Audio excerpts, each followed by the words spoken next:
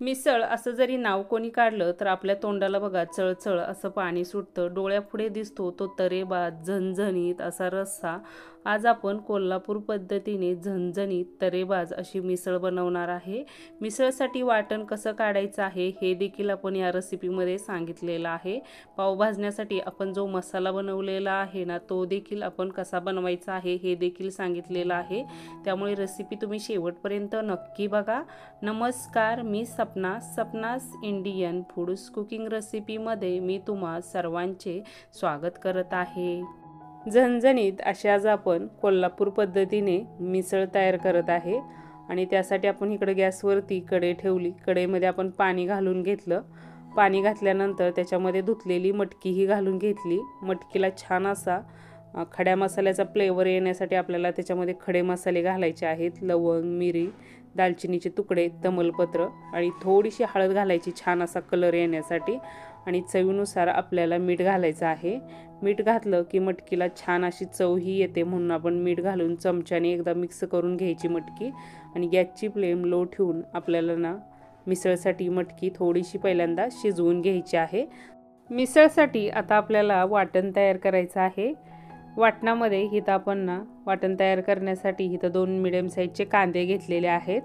ते कांदे ना आपण थोडेसे गॅसच्या फ्लेमवरती ना काळे होईपर्यंत भाजून घेणार आहे। कांदे भाजतात तोपर्यंत ना आपल्याला एक टोमॅटो देखील घ्यायचा आहे।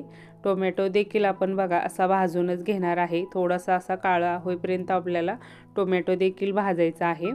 टोमॅटो भाजतोय तोपर्यंत आपण इकडं खोबरं देखील भाजून घेणार आहे। खोबरं देखील इथं आता भाजत आलेलं आहे। असं काळसट होईपर्यंतच आपल्याला खोबरं देखील भाजायचं आहे। नंतर गॅसवरती आपण तवा ठेवला।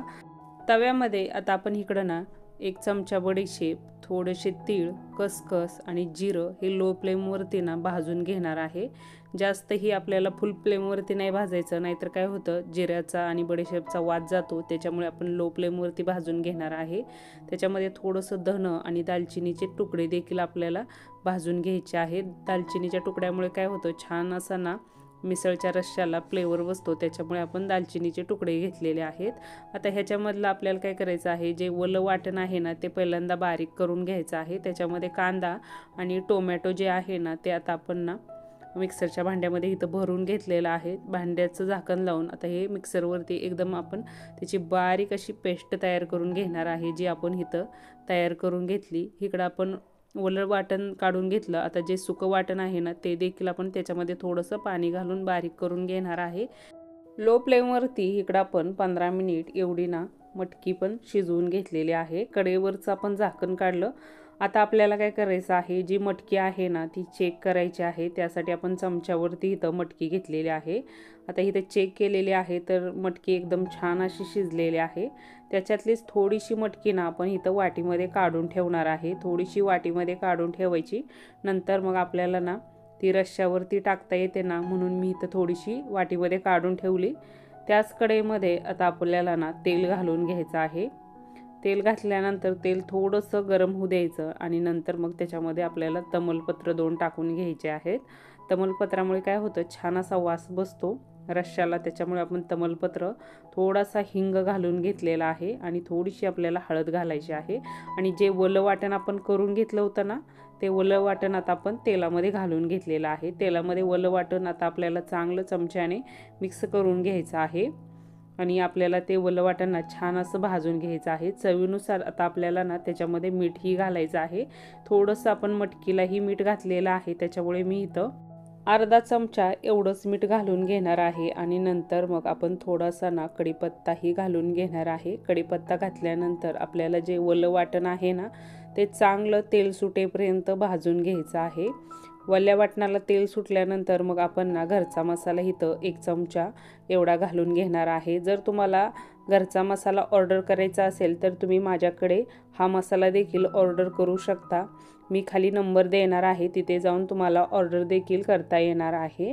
आणि नंतर मग जे आपण खोबरं, जिरं आणि बडीशेप आणि तीळ याचं वाटण तयार करून घेतलं होतं ना ते वाटण आता आपण घालून घेतलेलं आहे आणि आपल्याला ते मसाल्यामध्ये चांगलं मिक्स करून घ्यायचं आहे।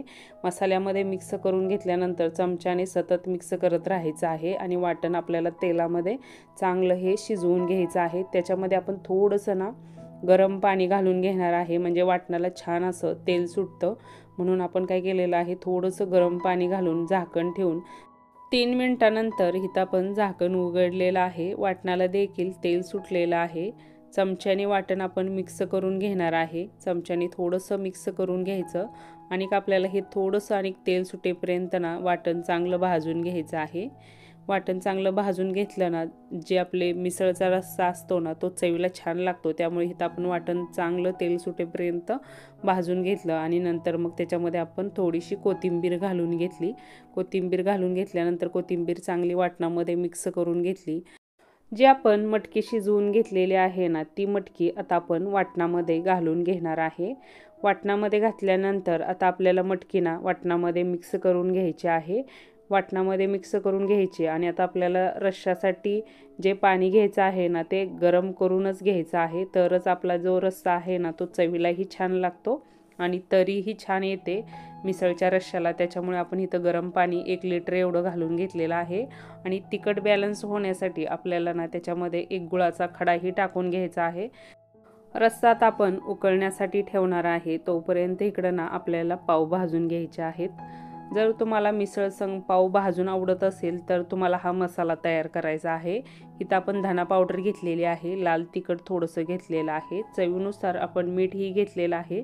थोडीशी आपल्याला ना कसुरी मेथी घ्यायची आहे. कसुरी मेथीमुळे काय होतं, पावाला एक छान असा कसुरी मेथीचा फ्लेवर बसतो. त्याच्यामुळे आपण कसुरी मेथी घेतलेली आहे. थोडंसं जिरा पावडर आणि कोथिंबीर घेतलेली आहे. ह्याचा आपण एक मसाला तयार केलेला आहे, जो पावाला भाजण्यासाठी वापरणार आहे. त्यासाठी आपल्याला हा मसाला तयार करायचा आहे.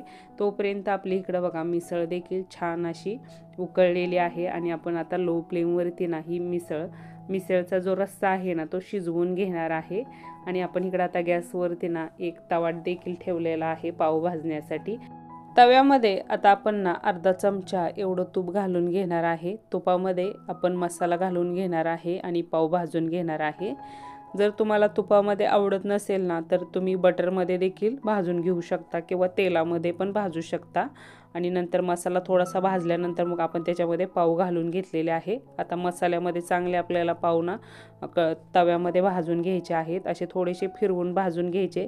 त्याच्यामुळे सगळीकडनं पाव चांगले भाजल्या जातात आणि मिसळ संग खाताना देखील ते छान लागतात. त्याच्यामुळे आपण तव्यामध्ये पाव भाजून घेतले. आता इकडं आपली मिसळ पण बघा एकदम झणझणीत अगदी आपण कोल्हापूर स्टाईल तर्रीबाज मिसळ तयार केलेली आहे आणि टेस्टला पण एकच नंबर होते. त्यासाठी आपल्याला काय करायचं आहे, जे मसाले आहेत ना ते लो फ्लेमवरती भाजून घ्यायचे आहेत. त्यामुळे मसाल्याचा वास जसाच्या तसा राहतो आणि मिसळचा जो रस्सा आहे ना, तो छान होतो. आणि तिखट बॅलन्स होण्यासाठी त्याच्यामध्ये थोडासा गुळाचा खडा घालून घ्यायचा आहे. त्याच्यामुळे मिसळच्या रश्श्याची टेस्ट ना आणखी वाढत असते. ताटामध्ये इथं मस्त असे मसाल्यात भाजून घेतलेले पाव, शेजारी फरसाण्याची वाटी, शिजवलेली मटकी, चिरलेली कोथिंबीर आणि त्याच्या शेजारी थोडासा चिरलेला कांदा. आता आपल्याला प्लेटमध्ये मस्त असा तर्रीबाज असा रस्सा घ्यायचा आहे, जो आपण इथं बघा प्लेटमध्ये तर्रीबाज असा रस्साही घेतला. त्याच्यावरती आता आपल्याला ना फरसाणा घालून घ्यायचा आहे.